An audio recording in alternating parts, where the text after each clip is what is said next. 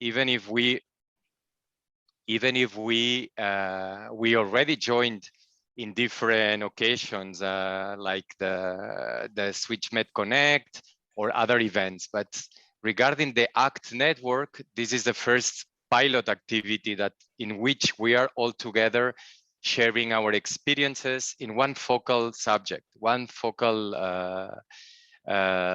subject, that it's the creation of the support national partnerships. Okay, so we're going to all trying to focus in this subject. So that's why I previously asked you to send me your presentations, focus it in main points. So we're going to try to summarize this experience in our presentations, because we just have 2 hours in a whole just to finish this event. And also I want to highlight that this event is a continuity of what we started last year. If you remember, in the SwitchMed Connect, last year was on remote due to the pandemics, but we started to talk about the SNPs, the Support National Partnerships. That Support National Partnership as a key instrument for sustainability of the SwitchMed program. So let's say that now we're going to share these best practices. I'm going to share with you very quickly the agenda that it's foreseen for today. The agenda was here. Okay, this is the agenda. So there will be 3 moderators. I want to thank Olga, Ms. Olga Batran from the CCB Hub Birzeit University. She's going to help us, and she's a member of as well. She's our local partner in Palestine, and she will help us. You can put it a little bit bigger. Bigger, okay. Yeah, thank you very much. Oh, don't worry. Just tell me. Now it's better? Perfect, thanks. Yeah, you're welcome. So Olga will help us, as well as Giorgio and I. We will try to moderate the event. That's very challenging because you are 7 implementing countries participating. So we're trying to do it as better as we can. So after this welcoming, Giorgio will introduce you some words. And then the presentations, we will give you 5 minutes for each panelist, 5 minutes for each speaker. And I will ask you please to share your screen with the presentation you already shared with me. For our francophone friends, pour les francophones, je vous prie aussi de partager le document que je vous ai envoyé avec les petites traductions qu'on a fait pour aider nos amis anglophones à nous suivre. Donc, si vous ne trouvez pas ces documents, vous nous le dites et je peux le partager moi-même. But this is our Francophone friends are going to share the presentation in French, but you will see the translations in the screen. If you don't understand something that might be important for you, you can ask in the last panel. You can put a question, you can raise a question regarding what you didn't understand before. So this is the order of presentations. In the first position will be Lebanon, Palestine, Jordan, Egypt, Morocco, Algeria, and Tunisia. And Olga will be moderate this panel, and you will have 5 minutes each for your presentations. After the presentations, we will have an open discussion, and Giorgio, Olga, and me will raise some questions to the audience. The questions also, that's the questions we have received previously from you. And we have compiled all the questions in 4 boxes, in 4 subjects and main subjects. And we will raise the question. We will suggest someone to answer the question, but of course it's free for everybody to answer the questions, okay? But regarding the questions, we considered which local partners are more advantaged than others. Because let me say that in some countries, the SNPs are in a different stage, are in a more ideation stage, let's say first stage, and other countries, you are more advanced. So let's also balance this situation in each country and share as well our experiences. And at the end, it will be a very quick closing. I'll try to summarize the main points of this event. And just the only thing I want to tell is afterwards, with this recording session, we will try to elaborate a paper. And in this paper with the main, let's say, the main best practices, the main suggestions of improvements, the main constraints and fortresses. So the main findings from this event will be compiled in this paper, and we will use it in the upcoming SwitchMed Connect in Rimini, inshallah, next November.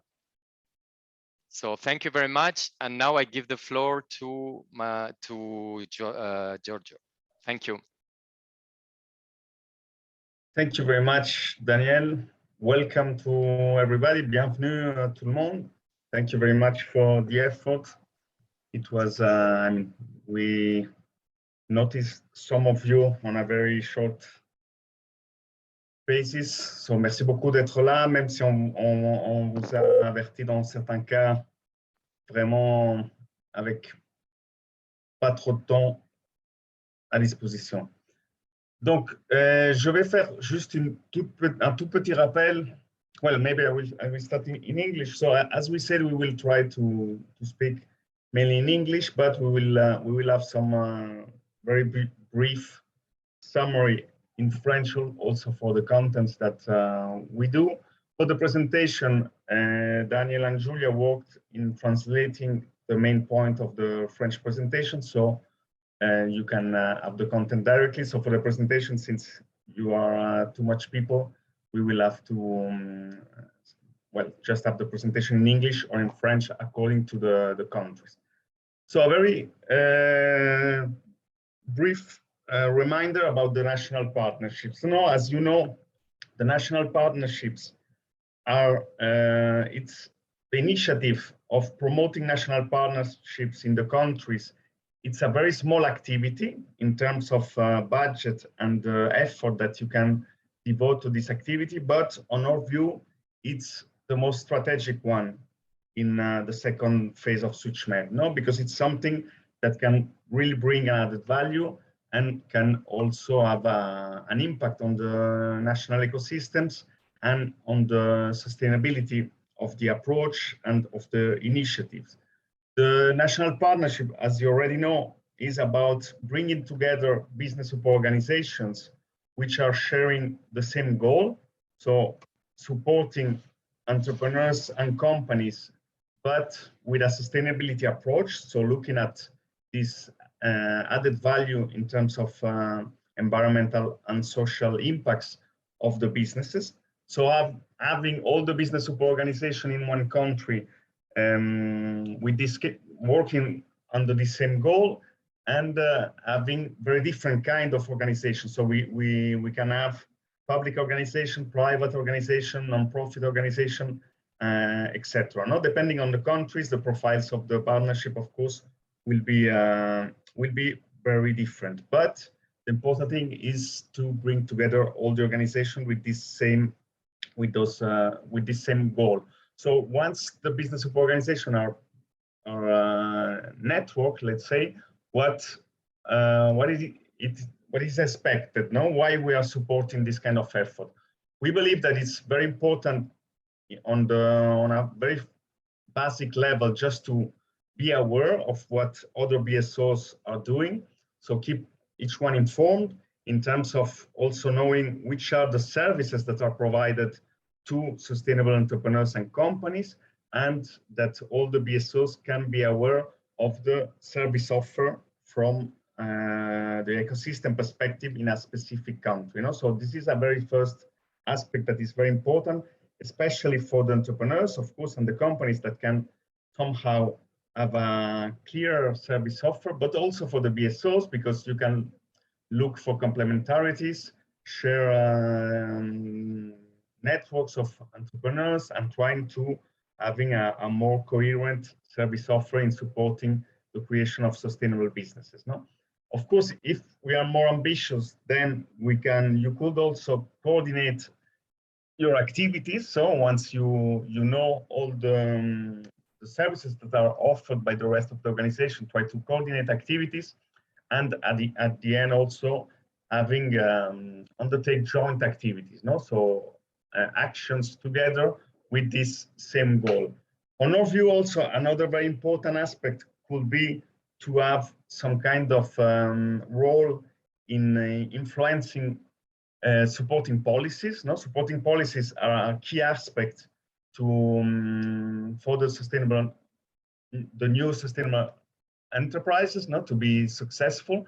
So having a common voice of all the business organizations that are asking for those supporting policies is very important. And also in this same logic, you could as a network in having a dialogue with financial actors, trying to mobilize additional funding to sustainable entrepreneurs, etc. And of course, a last but very important aspect also could be that you could have some fundraising activities done together. So also we could do this with different countries, also not looking for additional funding to support sustainable business development together, no, with this network approach and having all the business organizations joining efforts.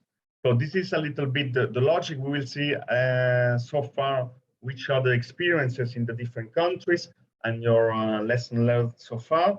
Another very important aspect for us is trying to understand if adding a regional dimension to this effort will make sense or not for the business of organization and the rest of organization, not only the local partners of SwitchMed, but also the rest of business organization. If you see that could make sense and that could help also the work in your countries without having regional collaboration and mutual reinforcement. So in this sense, I really hope that this could be just a first step, no, in this path, and trying to also build some adding a regional dimension in at least with the same logic. No, we can try as we do together to just be aware of similar activities and keep each other informed, and then we can increase the degree of ambition in this regional dimension. Je vais aussi faire un tout petit résumé en français. Donc, juste pour rappeler l'initiative des partenariats nationaux. Comme vous le savez, c'est une initiative qui est assez petite, dans le sens qu'on n'a pas beaucoup de budget, et donc vous n'avez pas beaucoup de possibilités de faire des grands efforts par rapport à cette activité. Mais pour nous, c'est avec une grande différence l'activité la plus stratégique, disons, de cette deuxième phase de SwitchMed. C'est celle qui peut apporter la plus grande valeur ajoutée pour appuyer l'écosystème d'appui à l'entrepreneuriat vert et surtout pour donner une continuité, une durabilité à tous les efforts que vous faites et qu'on fait ensemble dans le cadre de SwitchMed. Les partenariats nationaux, vous le savez déjà, essentiellement, ce qu'on essaie de faire avec les partenariats nationaux, c'est de rassembler toutes les structures d'appui à la création d'entreprises qui partagent un même objectif de création d'entreprises durables, d'entreprises qui aussi essayent d'avoir une valeur ajoutée au niveau environnemental et social. Et donc, on a différents types d'acteurs, différents types de structures d'appui qui participent dans les partenariats nationaux. On a des structures publiques, des structures privées, des structures à but non lucratif. En fonction des différents pays, il y aura des profils différents, non, pour les partenariats en fonction de la réalité de chaque pays. Pour ce qui est un peu les objectifs et à quoi devrait servir le partenariat, on peut avoir des degrés d'ambition très différents. Donc, partir de simplement le fait de connaître ce que font les autres structures d'appui, donc connaître les autres services qui sont offerts aux entrepreneurs, en essayant d'avoir une plus grande cohérence dans l'offre de services qui est disponible pour les entrepreneurs durables et les entreprises durables dans un pays spécifique. Donc, essayer de coordonner les efforts, etc. une fois qu'on connaît les activités des autres, on peut essayer même d'aller au-delà dans la coordination jusqu'à avoir des initiatives communes, comme on le fait par exemple déjà dans le cadre de la deuxième phase de SwitchMate. Et de notre côté, on estime que l'ambition la plus grande, disons, d'un partenariat de ce style serait celle d'avoir une voie en commun de toutes les structures d'appui qui essayent d'appuyer la création d'entreprises vertes.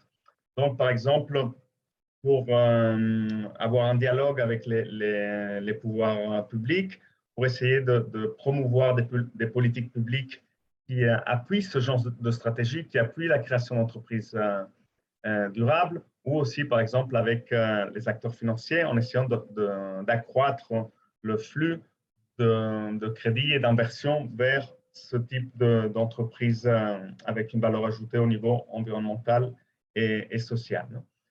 Et finalement, par exemple, on pourrait aussi avoir des processus de recherche de financement collectif qui nous permettent de continuer à appuyer ce type d'activité au niveau d'un pays spécifique ou même au niveau régional.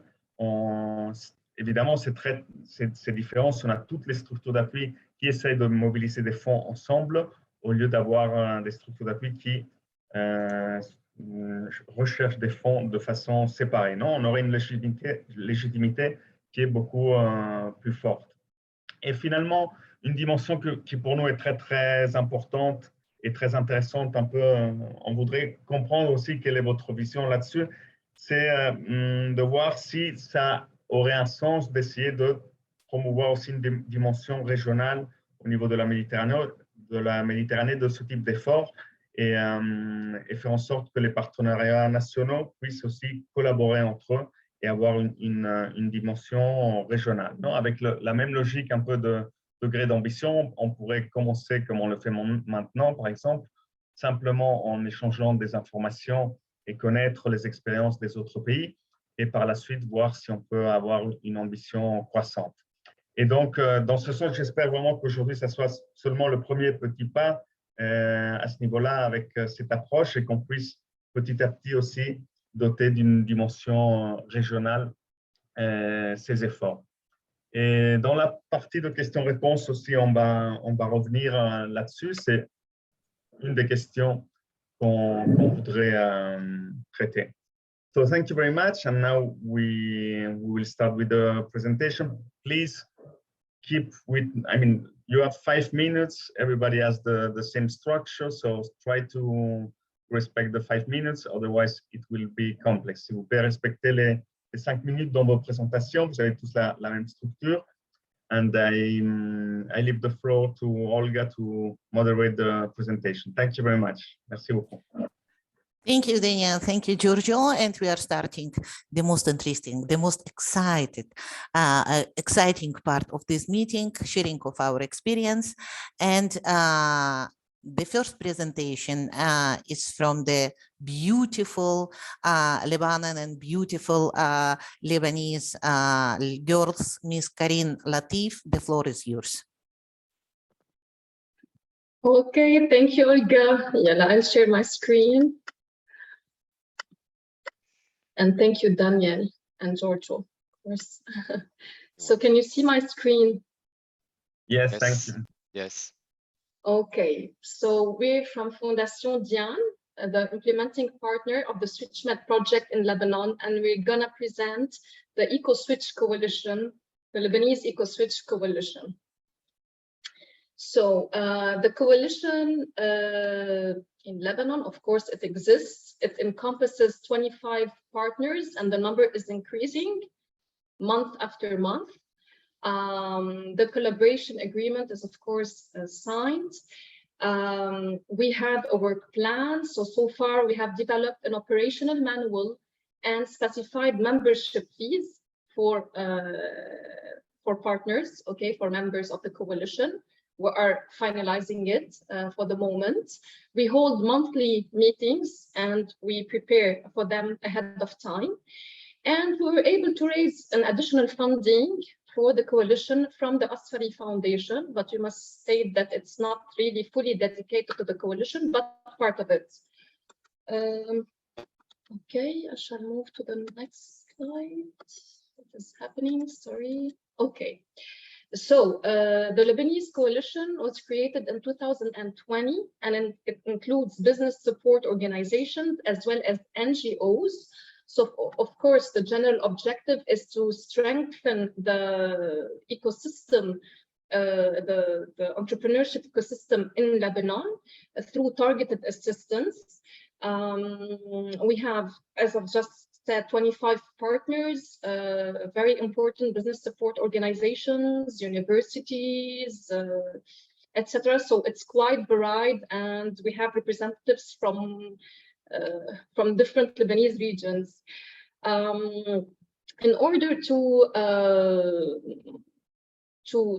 sustain the coalition, especially after the SwitchMed project, we have thought about several things. At the managerial level, we have created task forces, different task forces. One, let's say, for finance, one for lobbying, one to spread a bit the knowledge about entrepreneurship. So we have created these task forces, and besides, we have an executive committee that is run by volunteering active partners. At the financial level, how to sustain the coalition. So we thought about applying a membership fees for members, and also to identify new donors to sustain it after the SwitchMed project.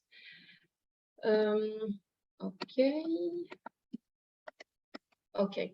So what are the two main weaknesses for the development of the partnership? First, the partners' commitment. So we have 25 partners, but on a monthly basis, we have like around 12 who are participating, and a few of them are like the same, and each time there are people who come and go.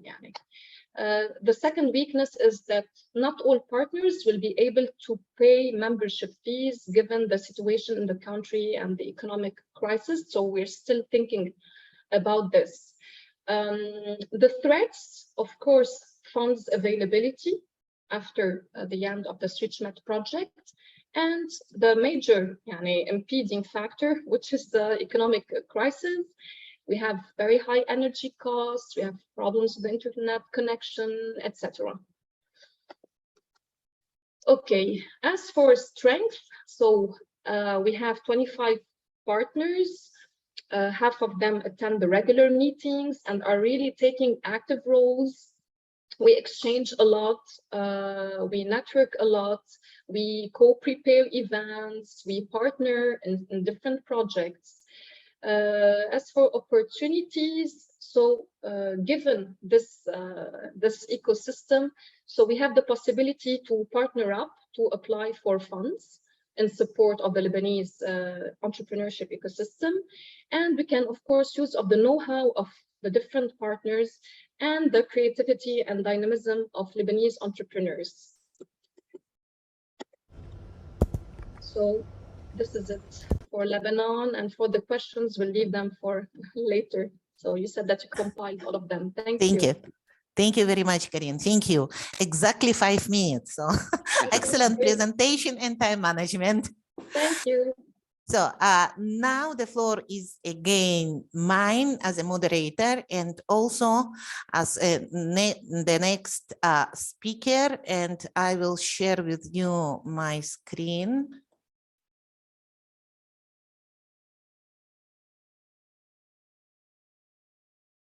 Oops.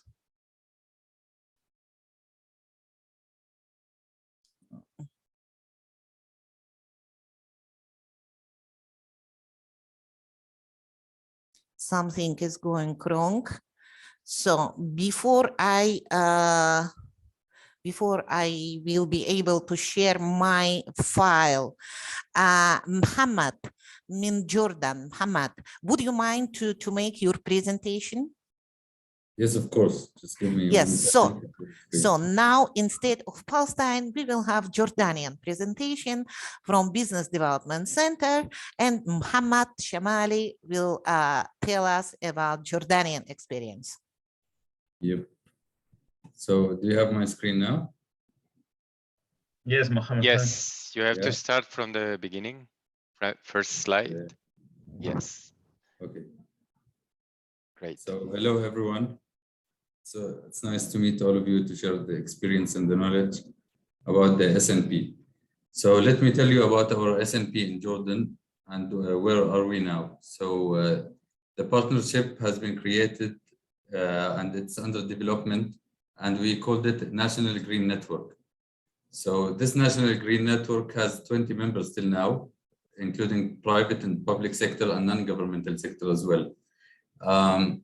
We are developing actually a type of MOU to so we can agree between the partners on the strategy of the membership itself. We are developing a work plan. It's almost ready. We're expected to launch in August the SNP in general. So the meetings, we are now holding meetings, but regular meetings will be held after the launch, which is it will be in late August, early September maximum. According to the additional funds, we are now working with some donors to acquire funds for the SNP, which is called National Green Network. So our partnership is aiming to provide solutions and communication ground between the organizations, the entrepreneurs, and the ecosystem in general.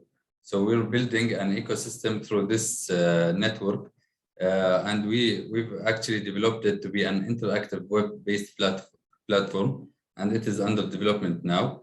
We're targeting 40 members from the consultants, organizations, governmental, and other key actors in the green economy and blue economy in Jordan. The web-based platform will be also linked to SwitchMed's platform, which is the switchers platform. So the entrepreneurs or anyone can find the information about the business canvas, green business canvas, how to build a green business canvas, and the tools that can help them. For the sustainability of the partnership, we're trying to engage entities that has a good record and good history in sustaining, let's say, green projects, blue projects, and to be part of the steering committee. So we have two main weaknesses in the partnership internally. So one of them, it is the official regulation. It's not really settled in Jordan yet. It's under study and it's always changing. So we don't have a clear floor to stand on in terms of regulations. Actually, what we found also that the public and the private sector, they are not really aware of the climate change issues and how it could affect them directly, positively or negatively. So they don't really understand the value. So we need to put some effort on the awareness through this network. Two threats actually regarding the green businesses in Jordan, which we are trying to support through this network, is the financial institutions in Jordan. They are not really ready to support the green business projects, or and for example, the agricultural projects, the solid waste projects, they consider them as high-risk projects. And the unstable situation in Jordan, it's not in Jordan in specific, but regionally, in Lebanon, in Palestine, and other countries, it is now changing the priorities in Jordan because the government was focusing on the green economy and how to develop this economy, but now we're focusing on the food security issues and how to avoid the inflation and etc. So the priorities are changing now, and that's one of the threats we're facing according to the green economy. We have strengths in the partnership. For example, public partners, they are willing to support the network and provide us whatever we need from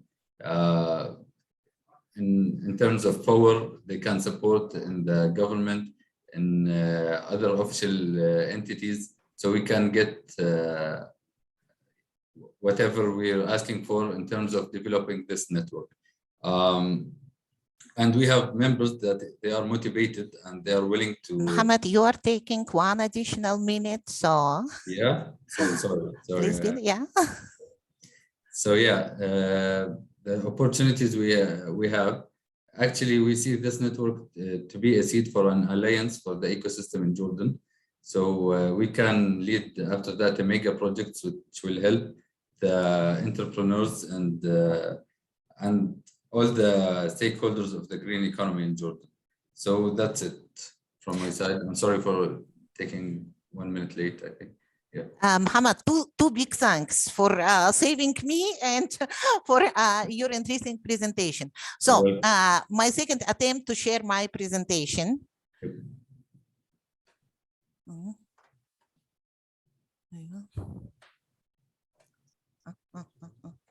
Yes. We can see you perfectly, your presentation, Olga, but we don't see you now. It's a bit. Yes, just a second. You disappeared.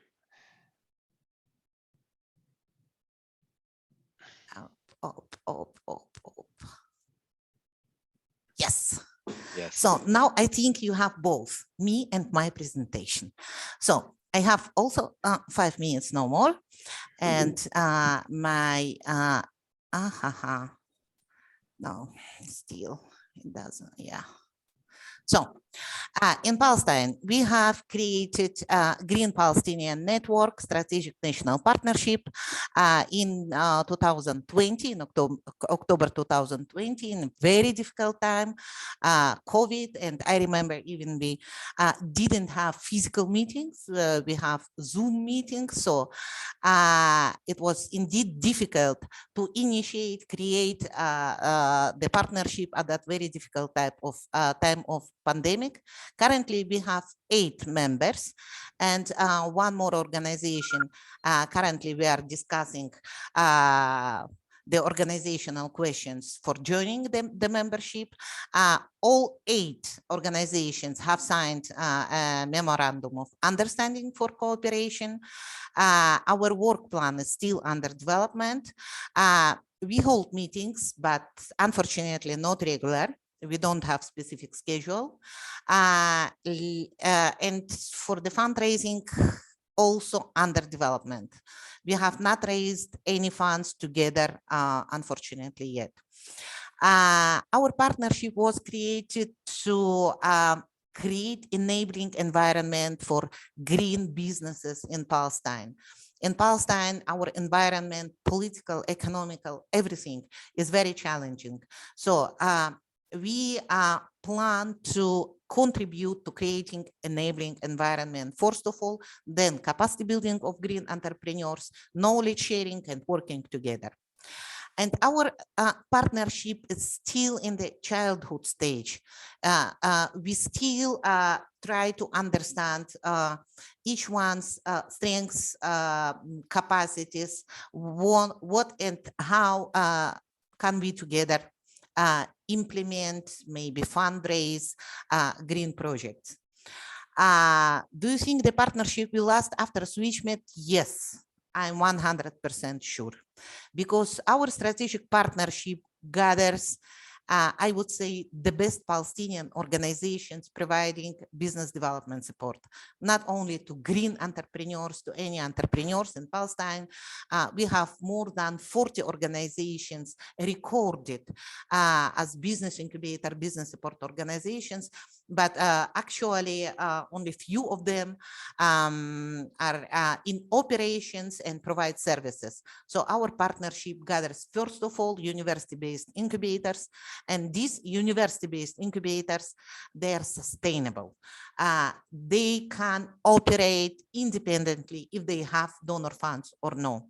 So that was the main criteria in selecting our partners, sustainability. Weaknesses. Yes, we are sustainable. Yes, universities cover our expenses, but still we lack qualified trainers and mentors. Thanks to the SwitchMed, we were able to build our capacity, especially in green business modeling, green business planning, but still the pool of trainers and mentors available to our partners is very limited. And the second weakness, I think that the Palestinian market of green businesses is underdeveloped in the embryonal stage. And unfortunately, we as partners, as a partnership, we don't have resources to focus on developing the market, awareness raising, education, etc. Threats, limited financing opportunities. Lack of donor funds for developmental projects in Palestine. The majority of donor funds go to humanitarian aid. We can understand the situation, but unfortunately, this situation limits funding to our partnership. And our beneficiaries, they cannot pay for services. Also due to specifics of the Palestinian market.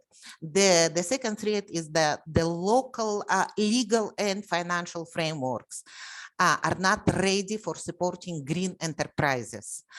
And because they are not ready, people are very resistant to start or even to think about green business. This also limits the pool of startups for our services.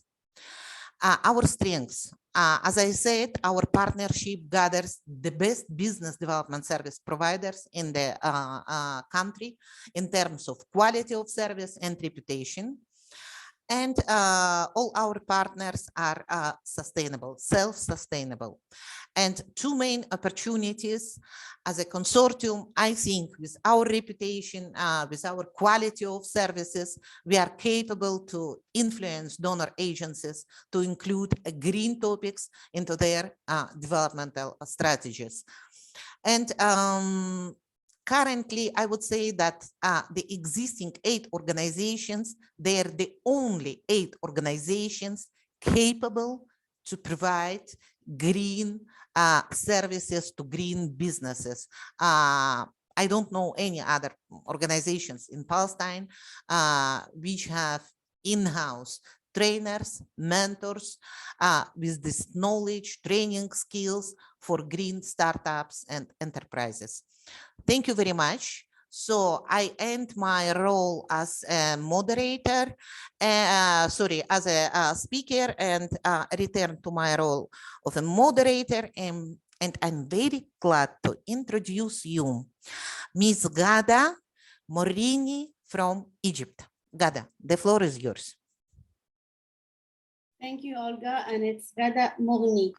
Olga, could you stop sharing your screen, please? Yes, I will try. Thank you. I still cannot share. Yeah, we want to see you, Olga, but not your screen. Yes. Yes. Okay, I'm Gada Morini. I'm project coordinator from CEDARI, Center for Environment Development for the Arab region in Europe. And we are the implementing agency of SwitchMed down the Nile, or that's the name of the project here in Egypt. We haven't started yet. We just started on the training of the tool, and we're calling our support National Partnership for Green Entrepreneurs here in Egypt, the National Initiative for Sustainable Entrepreneurs for Ease of Understanding in the Egyptian context. Our national initiative, or the SNP, is there to promote green jobs in Egypt, support circular economy, and enhance green entrepreneurship. We're introducing also the sustainable blue economy principles in the entrepreneurship ecosystem. And this project geographically covers Cairo along the Nile, down the coastal regions, and all the way down to Upper Egypt. The Switchers support National Partnership for Green Entrepreneurs, or as we call it, NICE or NISE. The objective is to support community of green entrepreneurs, promote green entrepreneurship ecosystem among decision makers and financial institutes, and enhance the collaboration between green practices through creative internal learning environment. This definitely will improve all the members of this SNP in their competencies to assist in the systematic transformation in the economy towards green practices, which is our main objective. We set a criteria for choosing the members of the SNP or NICE. And the members, they have to be legally registered organizations under the Egyptian law. They have to be an established organization that acknowledges green entrepreneurship as a tool for sustainability or sustainable development. It acknowledges the decoupling of economic growth from environmental impacts, and they're willing to share information necessary to promote circular economy concept in Egypt. These organizations should be committed to the establishment of an informal coordination mechanism in compliance with our signed or prepared memorandum of understanding that we haven't shared yet. Because as I told you earlier, we haven't started, we're still at the stage of choosing the PSOs or PDSPs. That's the structure of our SNP. It's the three pillars in this SNP or NICE, as we call it here in Egypt, is a capacity building, partnership, and entrepreneurship. The capacity building, of course, as you're all aware, it started with the training of trainers, and from which we're going to have at least 10 PDSPs or business development partners. From these PDSPs, there will be at least we're developing 20 trainers who should target at least 140, 160 trainees. Of course, the partnership and the entrepreneurship are supposed to have the product should be at least 2 blue entrepreneurs and 16 green entrepreneurs work out that are the product of this SNP. Our proposed action plan is launching the SNP or the NICE. Where the second phase will be the funding strategy of raising funds. And then the implementation cycle will start with the incubation of the entrepreneurs, and we will be working on expanding the SNP. The exact steps that we're taking is that we'll start the incubation. We have a 2 months of training before that, and then the incubation will start in November and should work until June 2023. And this incubation will be identifying the switchers with the business models that we're going to support and provide services and mentorship services. Meanwhile, or during that time, we'll have identified our funding strategy, and wherein we will identify the financial actors, at least 5 to 10 investors, and we'll end it. Our final stage will be by organizing a Switchers Meet Investors event. That's our plan, and that's what we have in mind for the next stage. Of course, this meeting is very beneficial to us. I know we're not very beneficial to you guys, but at least we'll be learning from you. Thank you. That's it. Thank you very much, Gada. Thank you. Exactly 5 minutes. And the next presentation is from Morocco. Miss Mariam Jashami, the floor is yours. Thank you very much. Merci beaucoup. Juste une seconde pour que je puisse partager l'écran, s'il vous plaît. Mariam. Ah, oui. J'ai un petit problème, je crois, pour le partage. Fiche presentation ou fiche surtik. Je suis en train de partager parce que j'ai un petit problème au niveau du partage. Sinon, on peut le faire aussi de notre côté. On peut le faire, ouais, on peut le faire nous si vous voulez. On a les documents. C'est possible. Et alors, vous allez nous indiquer pour changer les diapos aussi. Attendez. Je vais essayer de partager de mon computer. Et si c'est possible, on voudrait vous voir aussi, Myriam, si c'est possible. Sinon. Bien sûr.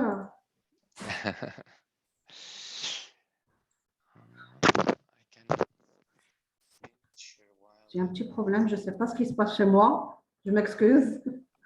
مريم إذا بدك وقت كثير نبلش من الجزائر وانت بجاهزة؟ Oui, oui, oui, ok, merci. اوكي ماشي. ميس امل من الجزائر. ميس امل. ميس امل من الجزائر. مش Bonjour, je جاهزة؟ suis là, je vous écoute. Une minute, le temps de partager aussi la... Miss Amal from Algeria. Bonjour, je suis là, une minute. Yes, Le- yes. She's trying to مريم share. بس yes. اطلعي من الشير سكرين. ايوه اطلعي وهلا yes. So عمل احنا بنقدر نسمع. Miss Amal C'est bon. yeah. Par contre, moi, je ne vois pas la présentation. Est-ce que moi, je peux pas partager quand elle... Non, on peut pas, on la voit pas non plus. Non.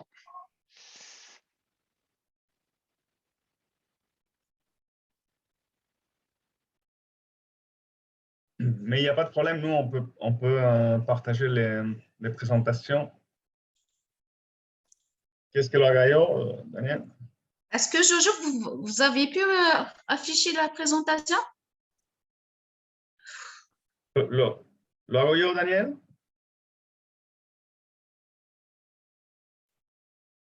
So unfortunately I could puedo not hacer, understand if Amal is ready or not. See, I can share the screen. Let me also a second share the screen. Okay. Palestine. No.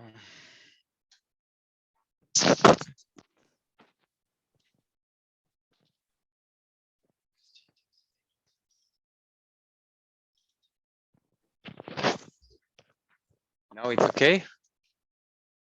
Bueno, se ve la... Sí, sí, voy a hacer el espera. Presentación. No se ve esto. Vale, Si pues quieres, lo pongo yo si quieres. un La tengo segundo. abierta. Sí, pues si la tienes abierta, ponla tú mejor. So Disculpa. maybe Miss Salwa is ready. No, it's okay now. Okay. So C'est bon? Oui, oui. Okay. Oui, Bonjour tout le monde et Bonjour. merci pour... So Salwa, Oui. Salwa seems we are okay with Algeria, Miss Amal. She is ready and starting her presentation. Then Okay. we will try to connect to Miriam from Morocco and then to your presentation. Okay? Okay. Okay. Thank you, Salwa. Donc, la parole, c'est pour l'Algérie. Oui, parfait. Tu peux commencer à mettre. Ok, merci. Donc, bonjour à tout le monde. Et merci pour cet atelier, surtout pour l'échange. Effectivement, l'Algérie a adhéré le programme entrepreneuriat vert. Il a mis son exécution à travers le CNTPP pour la mise en œuvre du partenariat. Il a organisé des réunions mensuelles où il a invité des structures d'appui de différents ministères. Donc, à peu près 18 représentants pour 14 structures algériennes de différentes structures. Concernant le mémorandum, il est toujours en cours.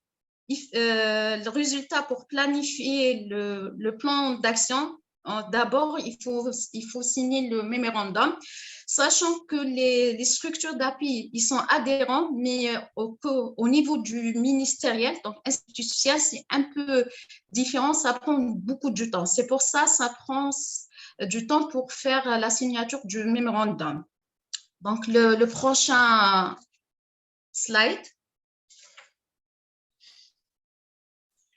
Donc la partenariat constitue une façon naturelle d'aborder les problèmes de développement. Ils peuvent permettre aux entreprises d'innover, améliorer la société de l'environnement, sa légitimité et d'acquérir de nouvelles compétences et de ressources. Aussi, le partenariat le plus stable et le plus efficace, ce sont qui ont pu réunir les organisations qui sont stables et partenaires. Il est nécessaire d'eux identifier le genre d'organisation partenaire qui emportera plus de valeur ajoutée, explorer les options disponibles, soit en misant sur les contacts existants ou bien de renouveler, soit en cherchant de nouveaux contacts et de choisir les partenaires les mieux obtenir leur participation active. Au suivant. D'après mon expérience, concernant les faiblesses internes, je pense que c'est par rapport au manque de confiance et l'efficacité du partenariat. Et beaucoup plus, c'est les procédures administratives et bureautiques. Pour les contraintes externes, en général, c'est un peu politique et au niveau institutionnel qui freinent un petit peu le partenariat.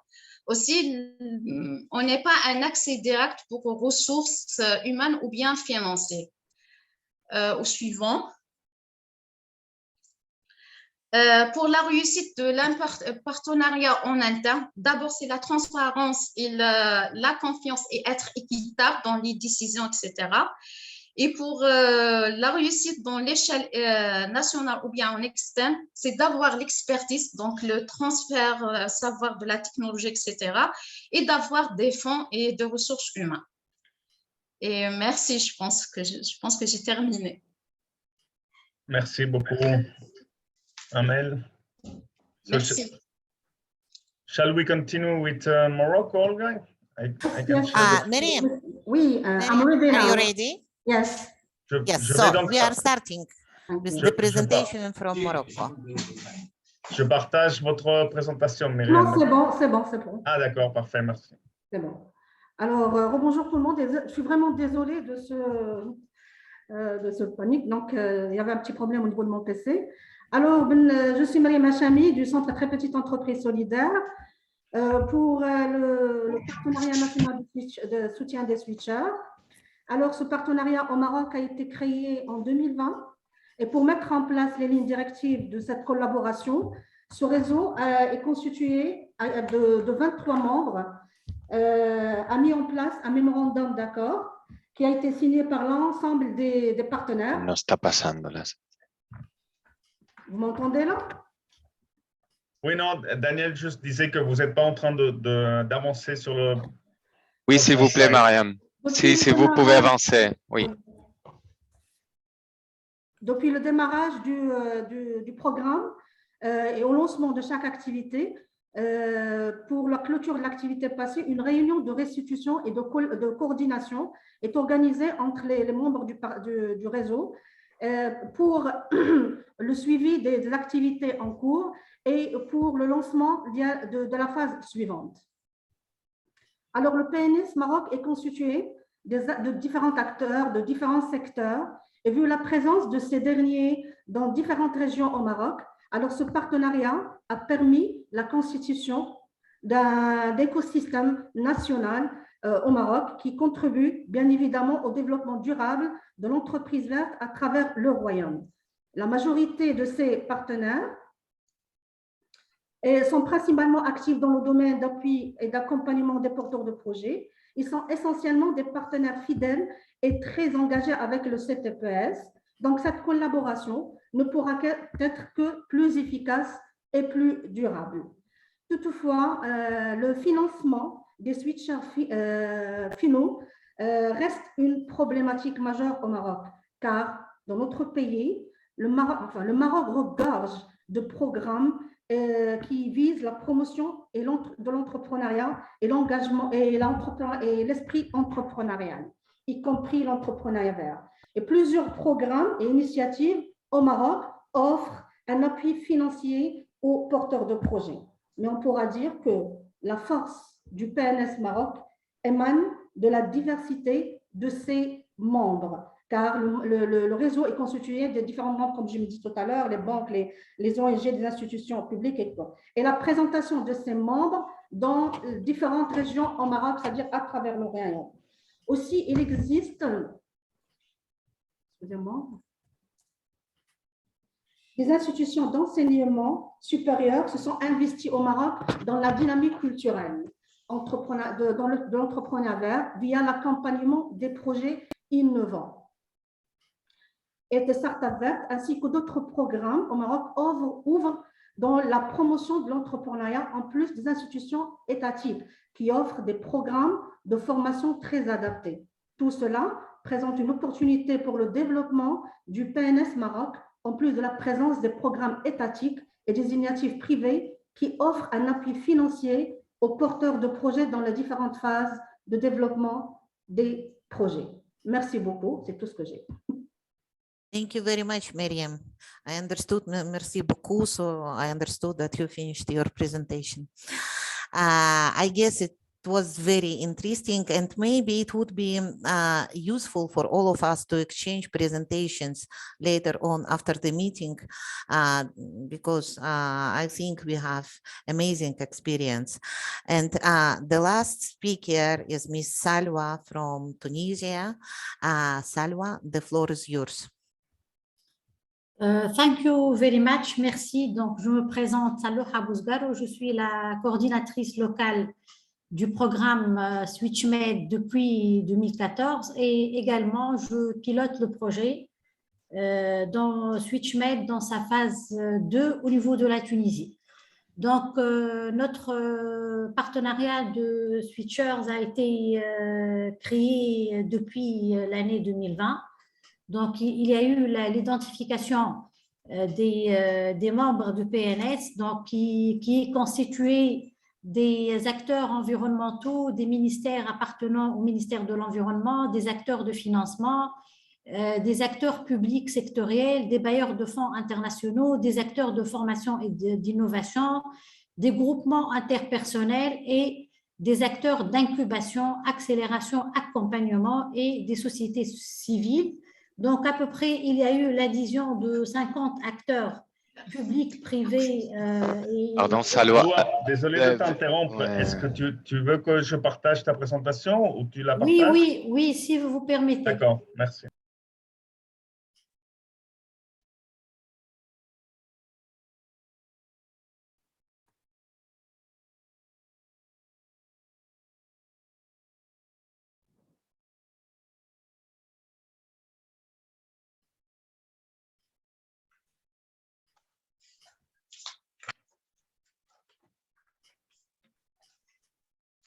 Oui, c'est bon, tu peux continuer. Merci beaucoup, Salwa. Désolé. Merci. Juste, je reviens au premier slide.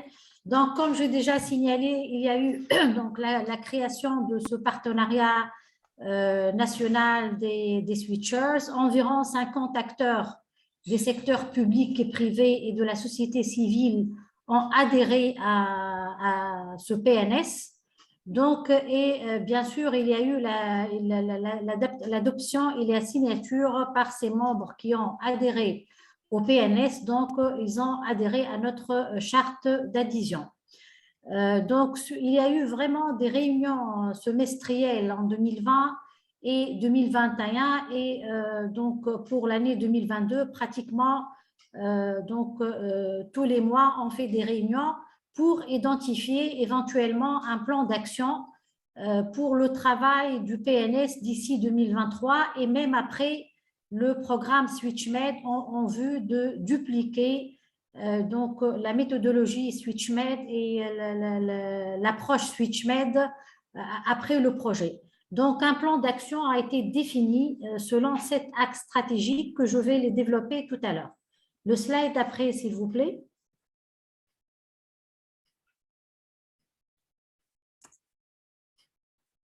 Donc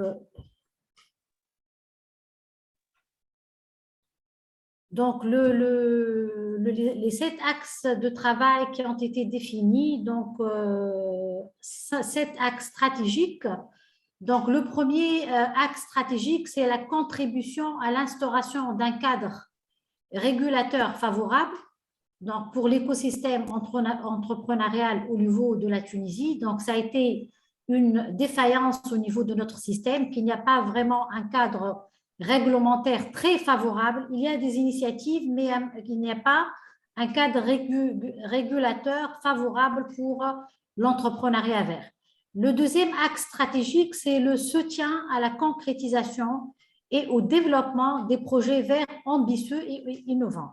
Donc, le troisième axe, c'est l'instauration d'un label Green national dédié aux acteurs de l'écosystème entrepreneurial. Le quatrième axe, c'est la mise en place d'un système d'information et de communication performant sur l'entrepreneuriat vert et circulaire. Le cinquième axe stratégique, c'est la mise en place d'une task force finance verte qui va travailler avec les banques et avec tous les acteurs qui financent l'entrepreneuriat vert pour développer l'intégration des exigences environnementales au niveau des modalités et de schémas de financement. Le sixième axe qui a été développé à travers une consultation qui a été consultée au profit de tous les acteurs membres du PNS. Donc, le sixième axe, c'est le développement d'une stratégie d'éducation et de sensibilisation environnementale, et parce que tout ça commence par l'éducation des enfants à l'environnement.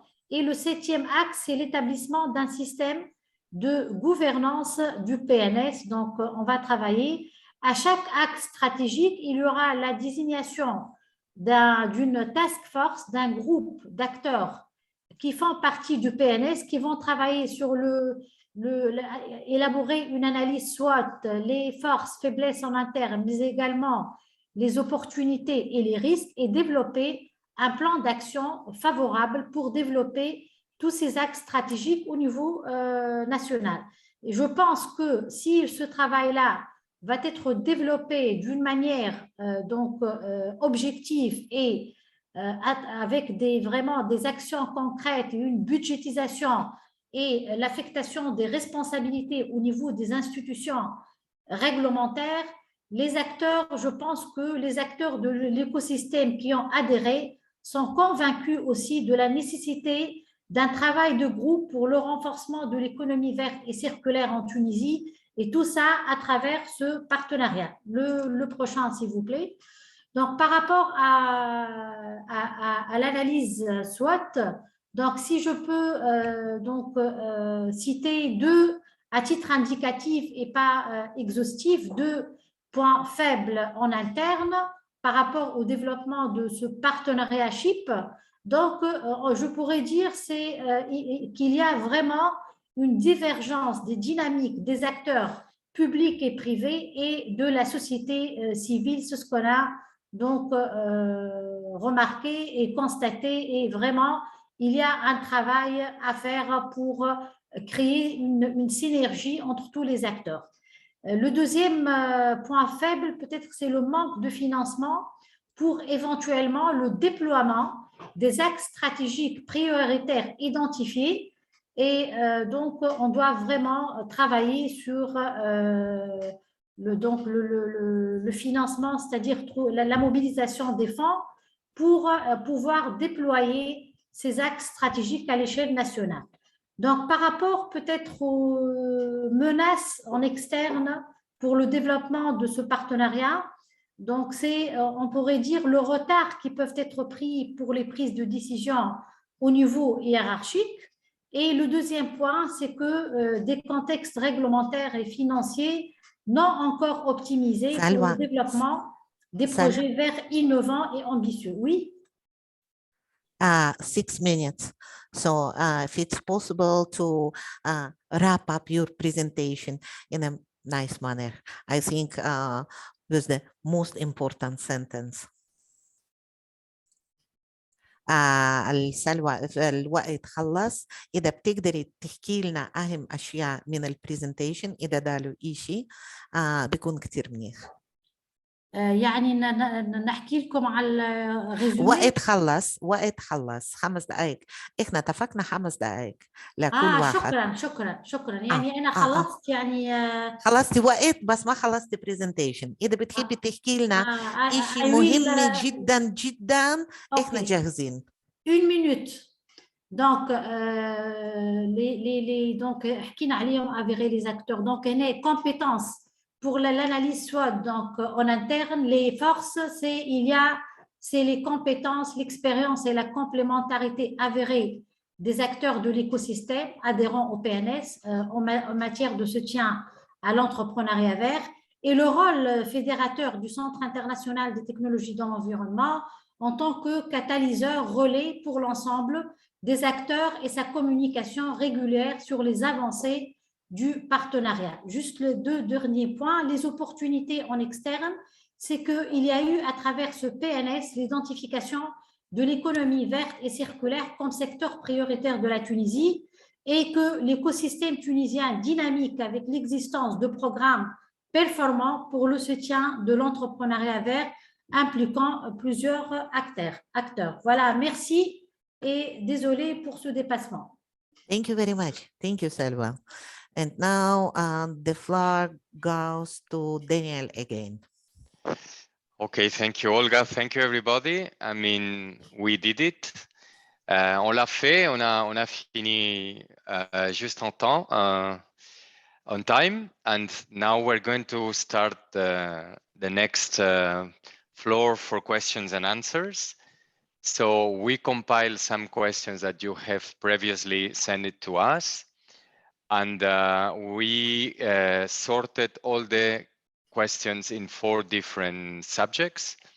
That's governance, membership, operational issues, and financial and funding. Financial and funding also seems to be very important for all of you. And it's funding and finance regarding the sustainability. So what we're going to do is that all these questions come from you. So that means that the answers also must come from you. So we're trying to make it possible. It's a participatory process. So we as webmates, Medwaves, we can advise you, but the answers come from our learning process, no? From our experiences and from our visions of this regional networking. So on va commencer maintenant pour la phase de questions et réponses. Toutes les questions que vous nous avez posées, on les avait ramassées à partir de vos emails que vous nous avez envoyés. Donc, on les a regroupées par 4, disons, sujets. C'est la gouvernance, la membership. So, ça ne me vient pas les mots en français là maintenant. Membership, c'est pour les membres de cette networking. Puis, il y avait l'opérationnel. Et puis, c'est le finance et le fundraising. Donc, tous ces aspects font rapport à la durabilité aussi de ces réseaux nationaux. Et aussi, je voudrais insister que les réponses doivent venir de vous-même en tant que membre, en tant que déjà partenaire du programme. Et même les solutions vont sortir de nos réflexions, de nos visions sur le programme et de nos expériences, plutôt que voilà, de vous donner des réponses théoriques qui viennent de la part de Medwaves, mais plutôt ça va venir de tous nous qui font cette réflexion collective. Alors, je vais laisser la parole à Giorgio qui va déjà nous poser quelques questions relatives à la gouvernance du réseau. Donc, Giorgio, the floor is yours. And we're now raising some questions regarding the governance of these SNPs and at the local level and at the regional level. That's also a very important question. Thank you. Thank you very much, Daniel. Well, first of all, I will really like to thank all of you. No, it's really a pleasure for us to share this kind of content. This is really an important moment for us, and we don't have so much the possibility to bring together all the countries, so it's really exciting for us, and we are very happy to have this first activity.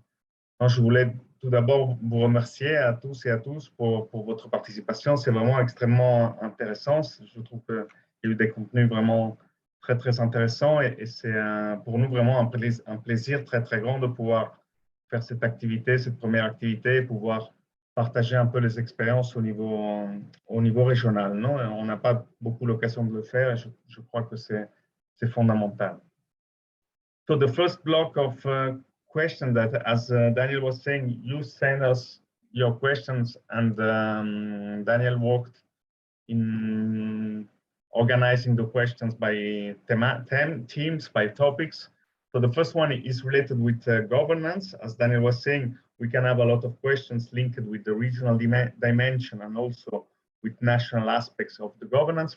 So a first aspect for us that is very important is the, as I mentioned before, and the regional dimension of those national partnerships. No? So knowing from you if you think it could make sense to have a regional dimension of the partnership, could this kind of initiative have a sense and could be useful for you? And if yes, for what? Or if no, why? Or which are the challenge to try to organize this exchange at a regional level? Also the fact that maybe we can have southern Mediterranean, northern European countries also somehow engaged in this kind of partnership and exchange of experiences. So the question, of course, it's for everybody and it's open. Please feel free to jump in, and we need the feedback from everybody. So I will not ask directly now to some specific countries. So I'm sure that we can have an open debate.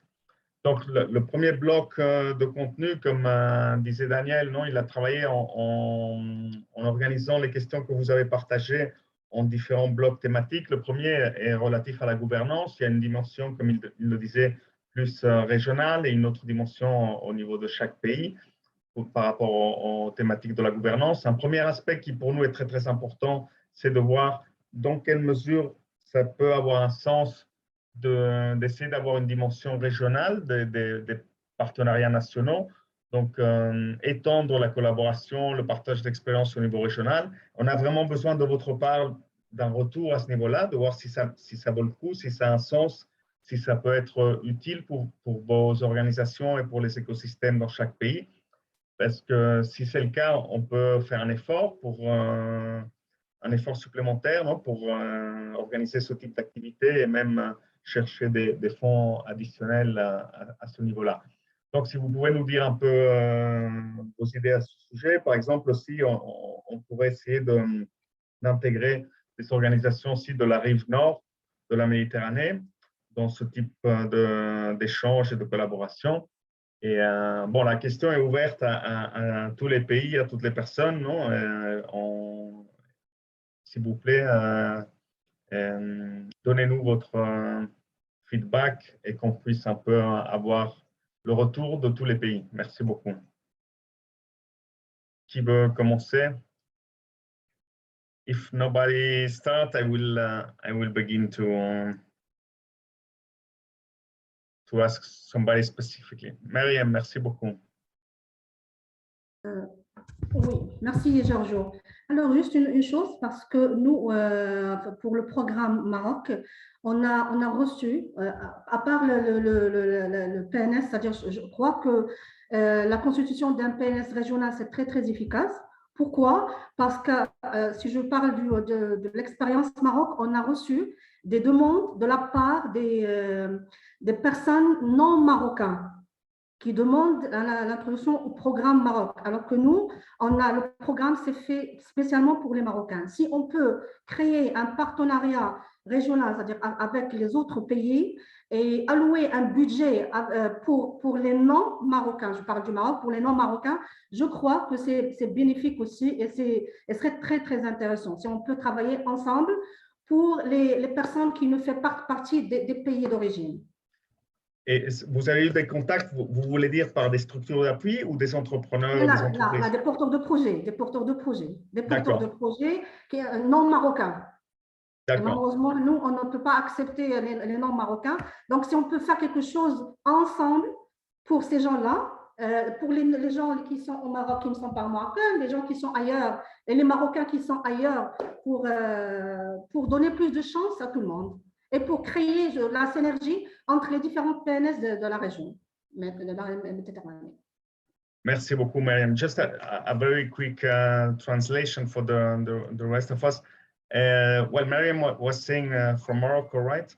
she was saying that a regional dimension for the partnership, for the national partnership, will be extremely useful. And as an example, they have entrepreneurs that that establish contact with the Moroccan partnership that are from other countries. No, so we see the potential also to share the the networks of entrepreneurs in order to address all the countries. Myriam, je ne sais pas si tu voulais rajouter quelque chose ou on passe à Saloua. Non, non, c'est bon, merci. Merci. Merci beaucoup. Merci Giorgio, merci Myriam pour cette importante remarque.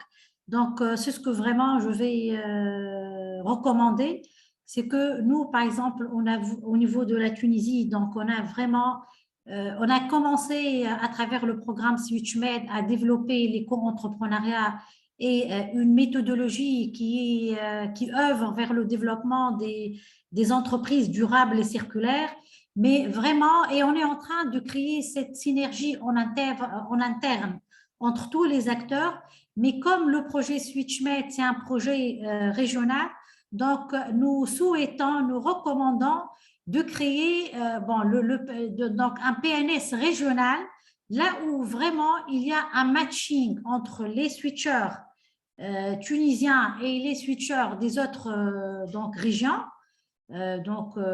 Qui adhèrent au programme SwitchMed, et même au niveau du PNS, pourquoi pas ne pas organiser par exemple un meeting tous les deux fois par an ou une fois par an pour éventuellement échanger entre les membres du PNS par rapport à la gouvernance, par rapport aux axes stratégiques et par rapport aux outputs et au déploiement de la feuille de route.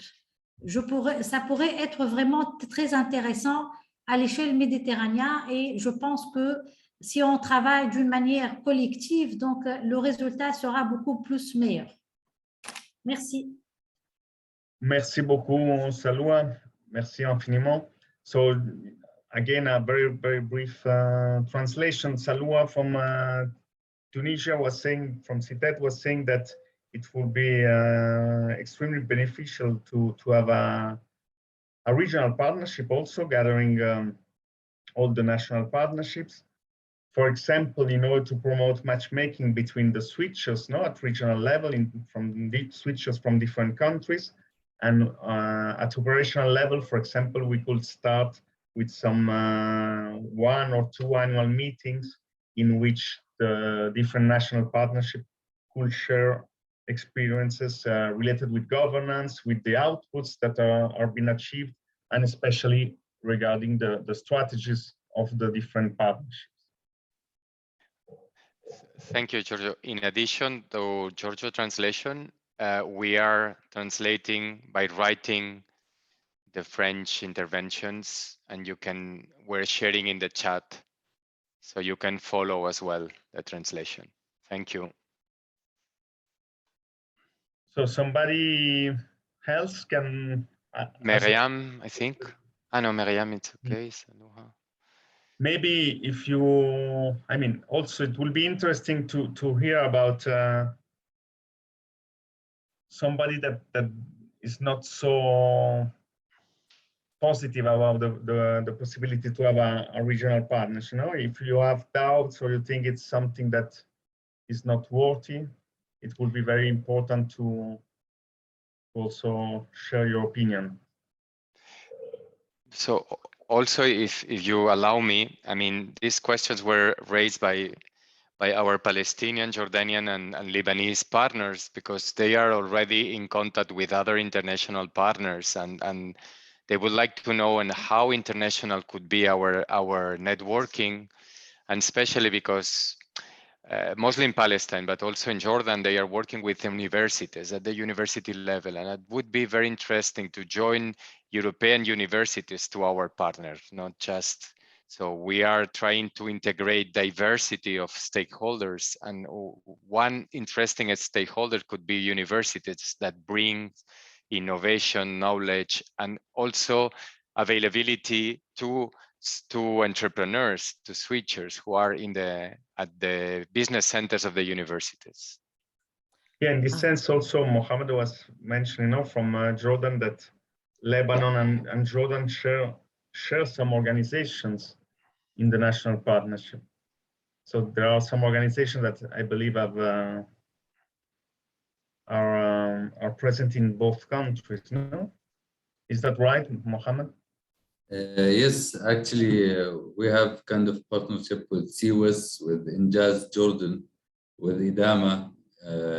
Yeah, so we pretty much have common partners, but I don't know about Injaz Lebanon. It's connected to Injaz Jordan. But that's why we were asking if we can do kind of cooperation between the SNPs.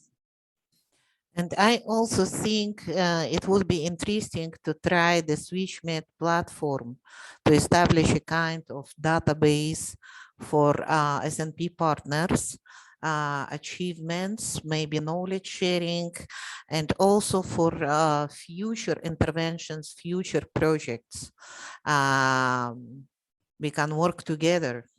And actually, I know our current SwitchMed organizations, but I don't know all the partners in all countries. So it would be interesting to have such a database in the SwitchMed platform for the future cooperation. Yeah, sure. Thank you very much, Olga. Giorgio, I don't know if you can give me the floor for a second to Sure. just show you. To everybody, just feel free to jump in. You don't need to wait for us. You can raise hand with the icon if you want to speak.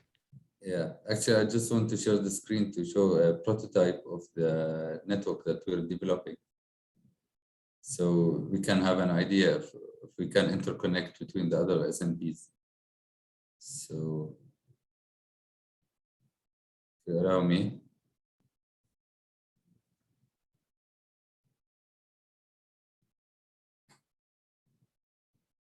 Do you see my screen? Yeah. Okay. It's the presentation, right? Yeah, no, yeah, but I'm getting out of the presentation.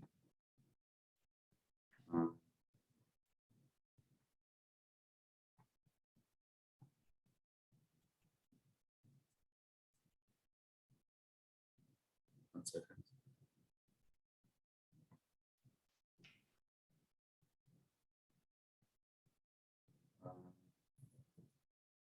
So maybe, Mohammed, while you find the content, I will give the floor also to, we have a couple of other participants that have their hand raised.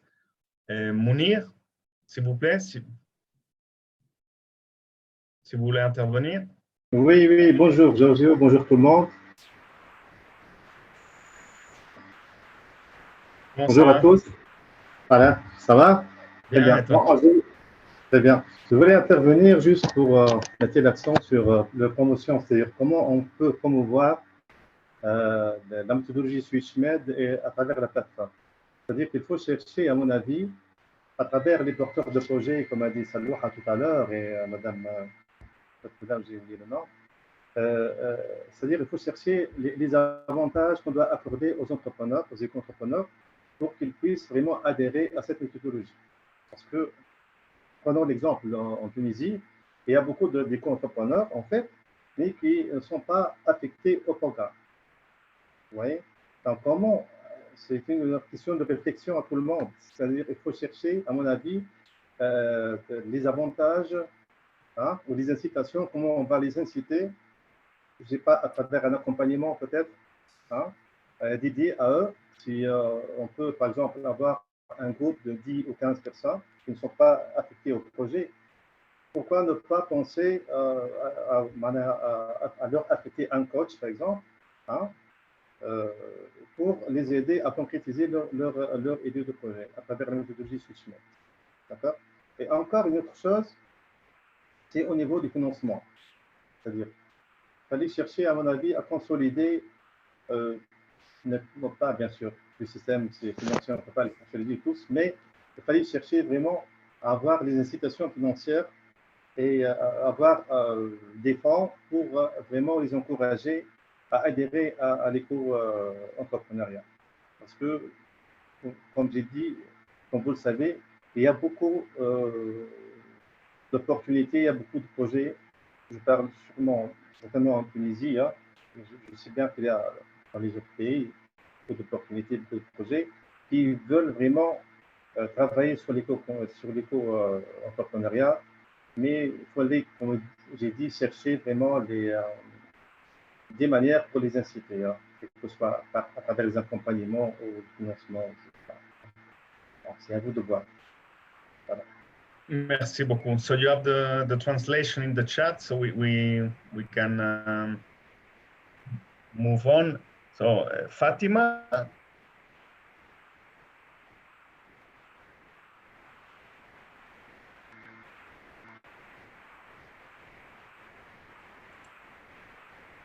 Hello.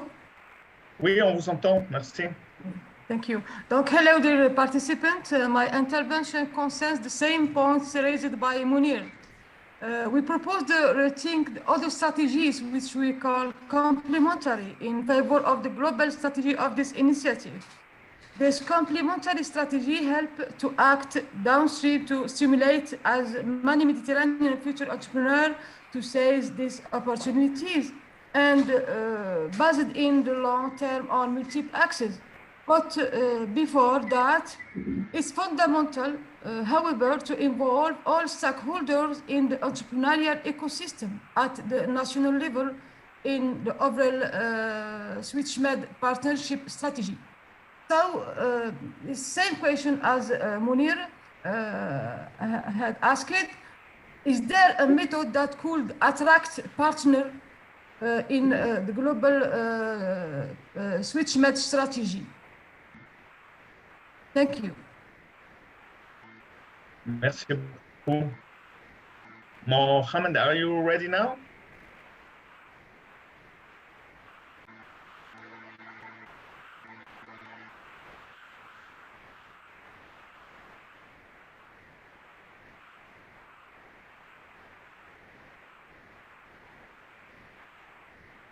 We don't Sorry, hear yeah. you. You see the you see the platform now? Yeah. Yeah, Yes. so this will be the web-based page for the platform, which has some different tools that the entrepreneurs could benefit from. Also, the stakeholders and the members can share their news, their programs. If anyone wants to share about a project they want to build, or if they need some kind of consortium to have a project, they can use it. This one is still under development, so the content needs to be filmed. But it's also could be contacted by WhatsApp, for example, if you have any concerns, any questions. It will be also connected with the UNESCO platform, so the members of UNESCO can also develop programs through this platform. So maybe we can add other SNPs to join this app, this web-based platform. And SwitchMed materials will be in this sector, which is the training. So how to build your business canvas, and it will direct you to the SwitchMed website as well. So, yep. So I just wanted to give you an idea. So if anyone has an idea how to share the knowledge or how to intervene or cooperate in this. Thank you very much, Mohammed. Very interesting. So when maybe you can share when the website is online, you can share it. It's already online or no? It is online, but it's still under development. So okay, when it's ready, we can share the link with also with everybody. Thank you very much. Another aspect also related with governance is a lot of countries were asking questions related with the fact that the partnership is informal, no? Or if you have a partnership that is legally binding, let's say, that has a real formal structure. I think this is another topic that it's important, it's interesting. in the sense, for example, that of course the fact that we have started with informal networks, it's much easier, no? Much more easier to gather organization and to make the first steps. But of course, on the long term, if we want, for example, to raise funding, at some point, we will need some kind of legal form, no, to recognize this added value of the partnership. No? So this is the kind of debate also that is important. What do you think about this aspect of it is more to have a legal form for the partnership, or you prefer to have to maintain an informal structure? No? Une autre thématique vis-à-vis de la gouvernance est liée au fait que les partenariats soient informels ou bien des structures légales reconnues. Non? Peut-être au début, c'est beaucoup plus facile de pouvoir commencer les activités avec un espace informel. Non? C'est plus facile d'avoir des organisations qui participent. Mais évidemment, sur le long terme, par exemple, si on veut avoir l'ambition de canaliser des fonds, il faudra qu'on ait une structure légale pour pouvoir reconnaître formellement cette valeur ajoutée du partenariat. Non? Donc, qu'est-ce que vous pensez aussi vis-à-vis de cette question? Il y a plusieurs pays qui ont évoqué cette question. Et quel est votre point de vue à ce niveau-là? Fondation Diane, if you want to start. Yes, thank you. Speaking about governance and responding to the first question concerning the regional exchange. So we are in favor really of exchanging at a regional level, but not for the moment to have like a regional coalition, because I think that we are at different stages. But maybe it would be good to start with summing up the needs of each national coalition. Like today, we discovered that our Palestinian colleagues, they have like maybe they need some help with the human resources, etc. So maybe we can help out, but we can start at the first step by summing up the needs of each national coalition, and then think if really there's a need to establish like a regional coalition, or maybe push further partnerships. So this is concerning the first aspect. Concerning the second question, about the formalization of the coalition. In Lebanon, we are working really towards the institutionalization of the coalition. Because yes, as you just said, Giorgio, to access funds, we viewed that it's important that we push things further, because for the time being, partners are volunteering with us, and the members of the executive committee are volunteering. But if we want to continue and push things further and broaden things we are doing, we need really to have this financial sustainability. And in order to have it, we need to be like a legal entity, a well-known entity. Very interesting. Thank you very much. Olga? Yes, I would like to add to the second question about formalization of partnerships. I think this question is very specific to each country, and the answer depends on the legal framework in each country. For example, in Palestine, it might be difficult to formalize our partnership, and we'll need a lot of additional time, human resources, and financial resources, because every organization registered as NGO, and I think the only way to sustain this partnership to register as NGO will need financial reporting to the Ministry of Interior Affairs, auditing, technical reports, narrative reports. So for us in Palestine, it would be difficult to formalize the partnership.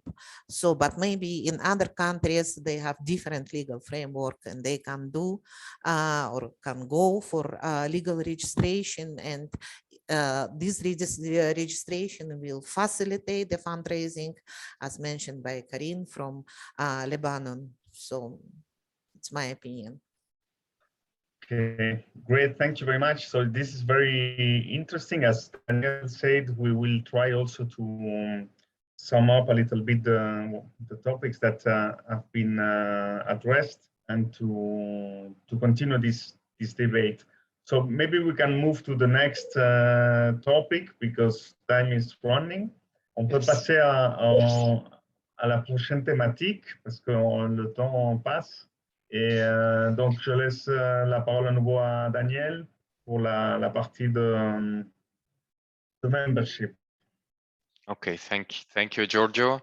So we move forward to a very interesting topic as well, and very demanded topic. So most of you have raised questions regarding the membership that also is linked to the sustainability of the national partnership. And one key question was, how did you choose? How did you select these members? So which criteria did you use to select the members? In which were you based to select them? So one of you mentioned about the sustainability of the members. So if the members are not sustainable themselves, so then they don't bring sustainability to the national partnership. So that's something very interesting to discuss about.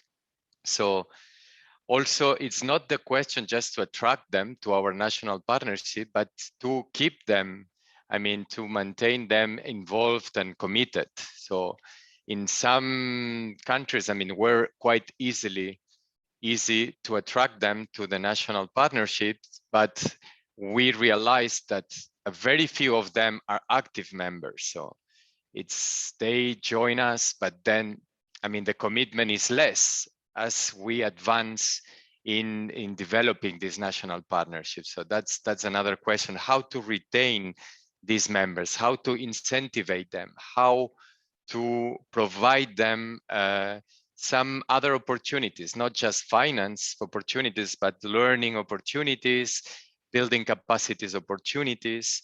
So that's something that concerns to all of us. So let's say the main questions is regarding your experiences. So what was the best practice to your membership strategy? So then what do you think that incentivate them to join you? Which was the main incentives for them to join the national partnership?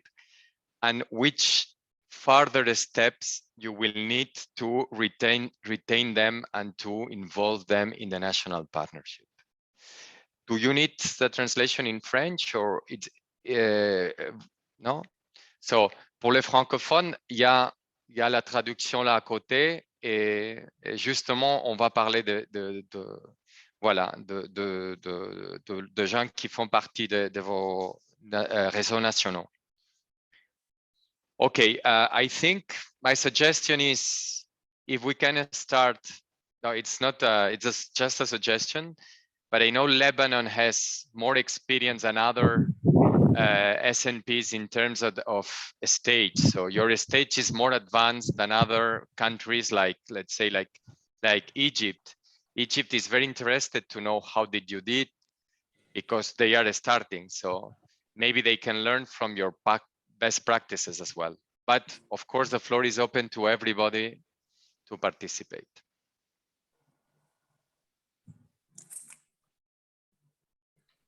Donc, je peux parler, Daniel? Oui. Si, tout le monde peut parler. Oui, merci Daniel donc, pour cette thématique et ce sujet très important et pour aussi garantir la pérennité de ce PNS et la motivation aussi de ce PNS pour l'avenir, pour donc travailler ensemble et pour développer donc des nouvelles approches et démarches en économie circulaire. Donc pour nous au niveau du CITED, donc tout d'abord il y a eu une démarche, une méthodologie, une grille d'évaluation des membres du PNS. Donc à travers il y a des critères par rapport à la sustainability. Il faut que le partenaire qui va adhérer au PNS doit quand même avoir certaines qualifications par rapport à l'aspect vert et par rapport à l'économie verte, bleue et circulaire. Ça, d'une part. Donc, mais on n'a pas aussi privé des organismes qui n'ont pas vraiment donc une spécialité dans tout ce qui est sustainability, mais qui travaillent sur l'entrepreneuriat de par leur mission principale et leur vocation. Donc, c'est pour cela, et c'est l'approche SwitchMed, on est allé vers la formation d'une première cohorte des formateurs qui sont spécialisés dans tout ce qui est green, et même à l'échelle régionale. On est donc également à travers le programme décentralisation du projet SwitchMed, donc on a formé 80 formateurs dans les régions appartenant à différents membres de PNS, des organismes publics et privés, des associations, pour pouvoir donc améliorer leur intervention par rapport à la formation et au coaching des éco-entrepreneurs et pour intégrer la dimension verte dans leur méthodologie de comment faire les choses. Le deuxième volet, ce qu'à travers, on a identifié un axe stratégique, c'est pour quand même avoir une certaine, c'est-à-dire crédibiliser, avoir un processus pour crédibiliser un peu les organismes et les institutions d'accompagnement qui sont donc appelés à, entre guillemets, en tant que membres du PNS, à dupliquer cette méthodologie d'économie circulaire et d'économie verte au niveau du pays. Donc, on a donc l'axe stratégique qu'on va travailler, c'est comment évaluer ou avoir ce qu'on appelle le badge de durabilité qui a été développé par, c'est-à-dire comment labelliser notre PNS et s'assurer vraiment que les structures d'accompagnement et d'incubation qui adhèrent à notre PNS répondent en quelque sorte à des critères par rapport donc à leur approche, leur démarche, par rapport à leur donc mission principale et tout ça. Donc, on va travailler sur le volet labellisation et je pense que ça va améliorer notre offre par rapport à l'entrepreneuriat vert et circulaire. Donc ça, c'est deux volets. Le volet aussi gouvernance. Donc qu'à la fin, il reste que les membres du PNS qui vraiment sont motivés pour travailler sur le volet vert, pour avoir cette synergie entre tous les acteurs. Mais après, je pense au niveau de déploiement aussi, vu il y a des niveaux hiérarchiques, la tâche ne va pas être très facile pour le CITED. Mais on va essayer donc d'être vraiment un catalyseur pour rapprocher les membres de PNS autour d'une démarche, autour de la labellisation. Et ça, c'est vraiment pour, pour améliorer donc notre environnement hein, et avoir une empreinte écologique. Donc, pourquoi pas, là, on parle de décarbonisation de nos startups pour le futur. Merci Salwa, c'est très intéressant et en fait c'est un de vos rôles principaux en tant que partenaire local de rassembler tous ces acteurs qui ont un rôle à son tour de sensibiliser la population et d'offrir des opportunités aux entrepreneurs verts et d'autres gens qui viennent avec des idées qui ont des impacts écologiques. Donc ça c'est clair et principal. So if someone has another suggestion, just to keep motivation of our members, just to reinforce your role as local partners that you have, just to resemble, just to gather all the members to a common goal, no? So how are your challenges to keep them motivated, to keep them involved, to keep them, this is about the question. You are muted. Yes, Yeah, thank you. Well, to keep partners motivated, I think it's through really our regular meetings Our really regular exchange and communication channels are open between us all the time. So we exchange emails, we hold regular meetings, we have a WhatsApp group, and it's also the opportunity to partner up, like Muhammad from Jordan mentioned a few partners like Siwas, Injaz, etc. So we partner up with those institutions to implement projects locally. So I think this is what motivates partners, and it's the follow up, yani, the follow up and being steady in the action that helps. As for joining the EcoSwitch coalition, what you do is that the already existing partners, they invite up other ones they find really whose work yani, seem interesting. So they come, they attend a few meetings, and then they decide or not to join. And we've put up a simple procedure, which is like an application form that is filled by the institutions willing to join our coalition. And this form is then revised by the executive committee, and based on that, we take a decision. And this and in this form, we ask to know more about their activities, if they work with entrepreneurs, green entrepreneurs, their outreach, what is their motivation to join the coalition, and if they'll be ready to assign one focal person to attend the regular meetings. So this is what we're currently doing. And as I previously said, we have so far 25 members, and there's a growing interest, yani, in joining the coalition. Thank you. Thank you. Karine, so if there is any other intervention, like maybe from Palestine, you have any? I think the most important for partners, first of all, I would like to go back to the Karine's question about the number of members in the coalition and why some of them are very active and some of them are not active. I think it's a normal situation. You always have leaders and you always have followers. So the most important for the coalition to have a few organizations, strong leaders who will be taking initiatives, who will lead the process, lead members in the coalition. And I also think that joint fundraising, joint implementation of activities, even without funds, is very important.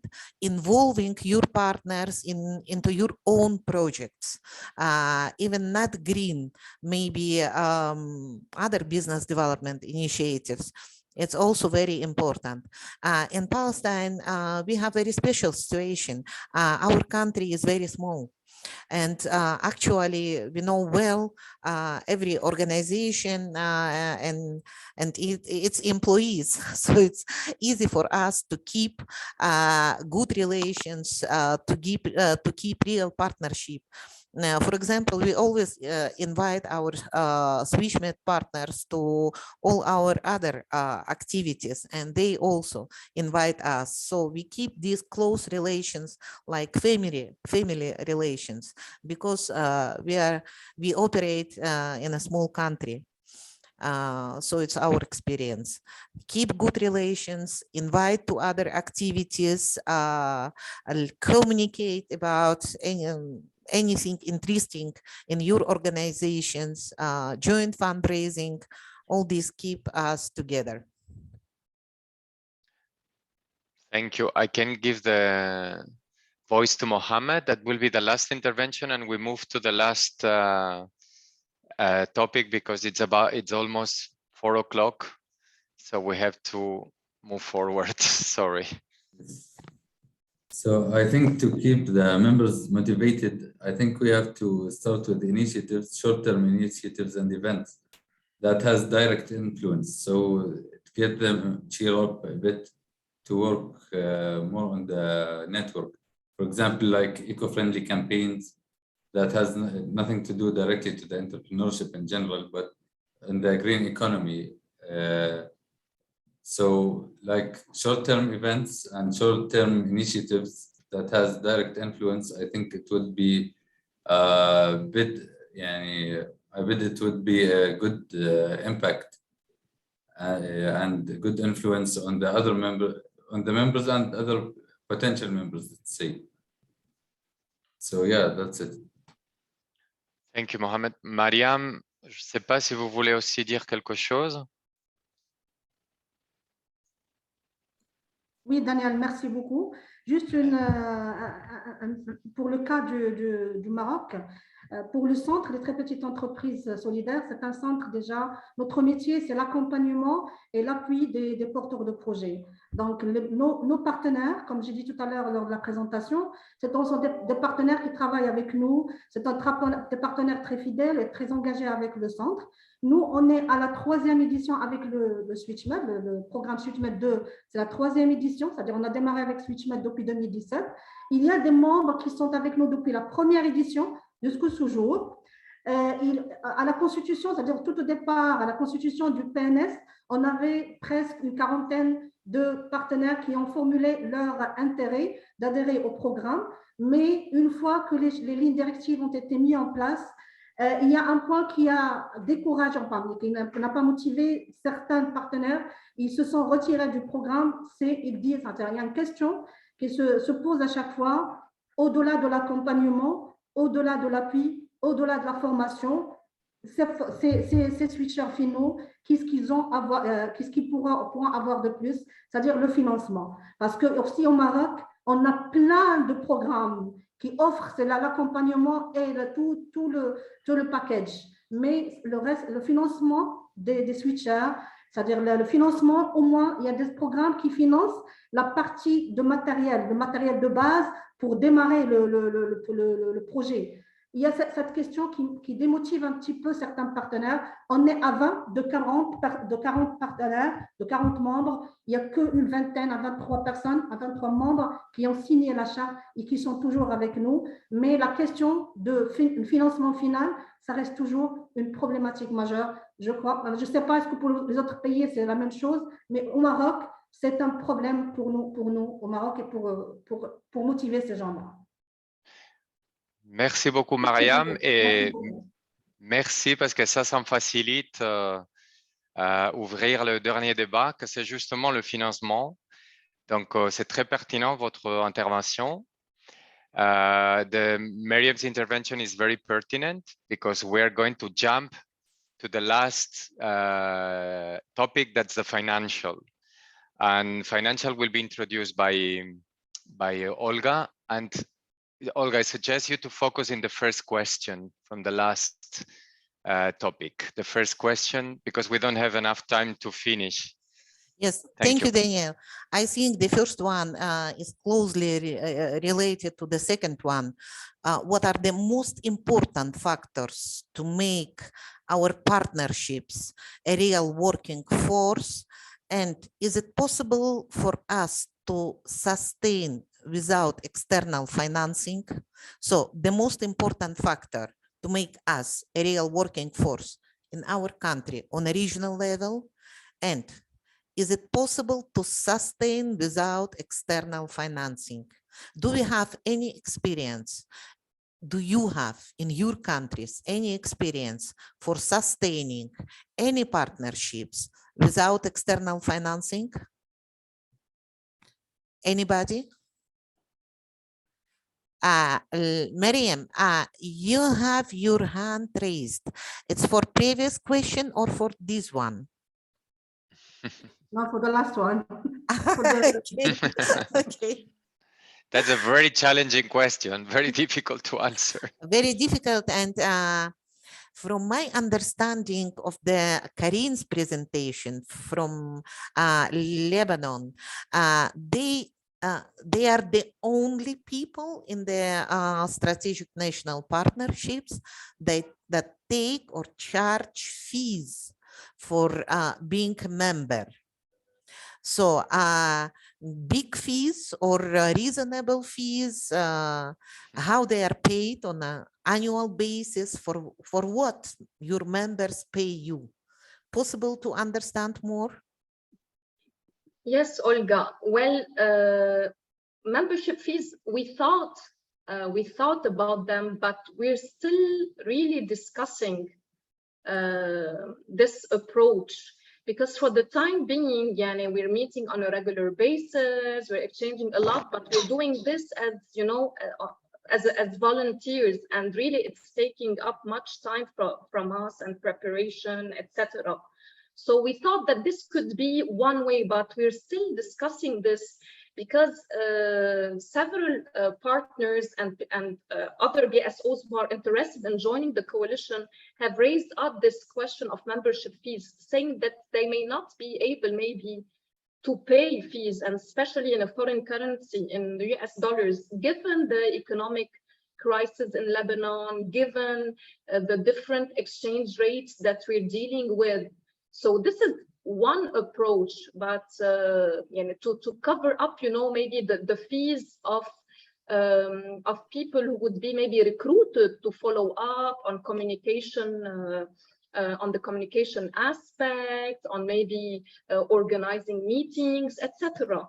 So this was the initial thought, but we're not, you know, we're still really discussing together to see what we can do with these membership fees and whether we'll be able to implement this and push things further. And this is why we thought also about, at the same time, thinking of getting like funds. Like for the time being, we were able to secure part of a fund, of another fund, to sustain somehow the coalition, but we really need to think further, yani, for the future, what would be the next steps, yani, to sustain the coalition. Thank you, Karine. Maybe somebody in any countries has experience in charging beneficiaries for the services. Is it a potential way to sustain our organizations and partnerships, or it's impossible in our context? In Palestine, I would say you from the beginning, it's not impossible because our beneficiaries are usually people from the most marginalized groups, most marginalized even localities. So it's not possible to charge them for our services, but maybe any countries have experience with charging for the services. No, seems all countries are poor, like our Palestine. Well, we could also No. set up a compensation system, no? That those beneficiaries who has possibilities, who can afford, can finance the most needed ones. So kind of reimburse fee. Maybe after they establish and succeed their startups, yes, but still this modality should be analyzed financially and legally.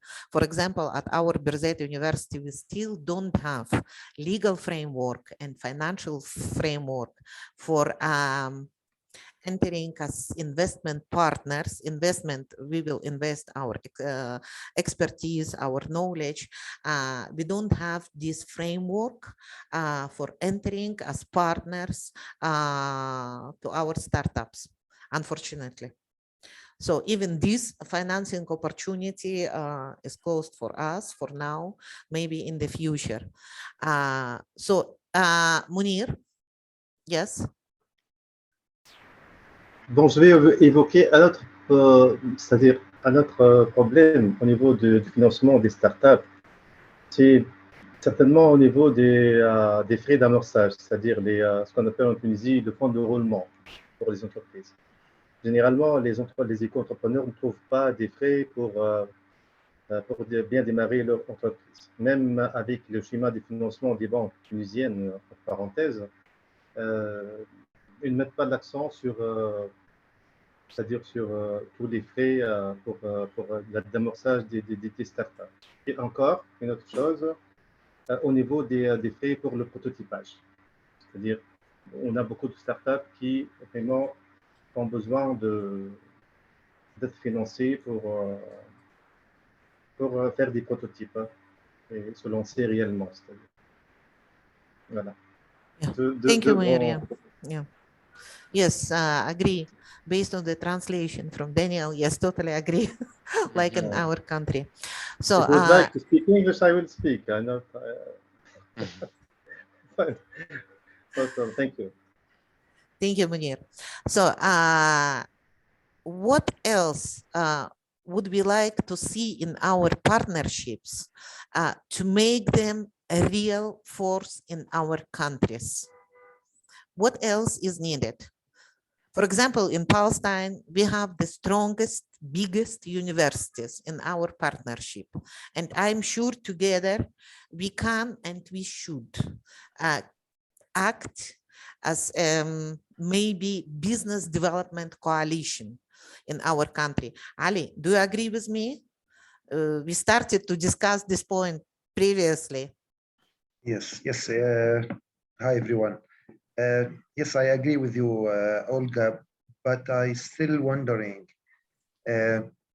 if we build this consortium or to expand, to categorize or specialize our partnership to be a international consortium. We need to make a complete profile for human resources, services can provide from each partner. We still know each other, let's say personally, but we still confused about the other parties, what they have, what they can offer. You know how we deal with our programs. You know how we running it, and we thinking on the deliverables and to make a great output, but still thinking on the sustainability of our resources. We should do a meeting and another MOUs in each round of, by example, SwitchMed programs. The situation is different year by year. We have we lose some turnover of our staffs. So it's not easy to build, to, let's say, to start this consortium now. We have to build a complete profile about each partner, and after that we can expand this consortium. It can be internationally, and we can do it with Tunisia, Algeria, Jordan, Lebanon, and etc. I think we can do national partnership with them. Thank you, Ali. I totally agree. And maybe this is the answer to this question. What makes or which factor makes our partnerships a real working force in our country? First of all, we need to know exactly what each partner can offer, not only to the coalition, to our beneficiaries, and then capitalize on our strengths. So each partner has her own strengths, and when we act together, we should capitalize on them, and this will create a real force in each country. So, and maybe on a regional level, if we know, for example, exactly what can offer Business Development Center from Jordan, we might cooperate on the BDC strengths, send our beneficiaries, they can send their beneficiaries to us. I don't think, maybe this is the way to start making our partnerships a real working force in our country and regionally. Somebody else would like to add? I think, Olga, we have to stop it here because we are 10 minutes late. We added 10 minutes late. So I think you summarized very well the event. So you did my work here because I was supposed to sum up and to wrap up the meeting. I'm unable, so I'm not capable to summarize all that we said here today, but I hope to do it soon. So we have this session record. Then I have all your presentations that we can share between us. So I will facilitate you the presentations if you agree with that. And we produce a paper with the main conclusions. So the point, as you said, and I think that's a very, for me, it resumes everything. It summarizes everything is, as you said, each partner has to identify its own value, its own added value, its own strength, and just put all the strengths together. But first, we want to know which are our strengths and also to do a kind of needs assessment, as you mentioned. So what we need from this coalition, what we need from this regional network. If we need something, maybe we can obtain it, we can get it. But first, we have to know what we need regarding our own capacities and as well our context, because in each country we have a different environment. You mentioned legal restrictions, you mentioned different drivers and enablers in each country regarding policies, regarding the socio-economic situation, regarding the political situation, regarding the financial situation, regarding the existing programs in each country. So realities are very diverse and different, but we have to know which is our added value in each reality and then put it all together. So I think honestly that as a first step, this meeting was excellent. Thank you very much for all your contributions because all of them were very interesting. And we hope to continue this work. So even before the next SwitchMed Connect, but before we will share this paper I mentioned, and we can continue. So en français, it's very, je vais dire que merci pour votre contribution. Tout ce que s'était dit ici était très intéressant.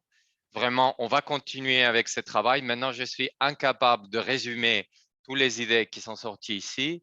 Mais c'est ce que je vais vous dire, un peu le message qui vient de dire aussi Olga, c'est que maintenant, il faut savoir quelle est notre valeur ajoutée à ce qu'on fait, quelles sont notre forteresse et quels sont nos besoins, de faire au niveau chacun interne, de savoir identifier quels sont les vrais besoins qu'on a en tant que déjà de fournisseurs de services aux entreprises vertes, mais aussi en tant que réseau national de fournisseurs de services verts et aussi voir au niveau régional qu'est-ce qu'on attend de cette, disons, réseau régional, qu'est-ce qu'il peut nous apporter vraiment et qu'est-ce qu'on peut nous apporter à ces réseaux régionaux aussi.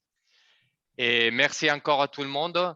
Je ne voudrais pas oublier de mentionner les local trainers, tous les gens qui contribuent aussi à faire ces projets possibles dans chaque pays.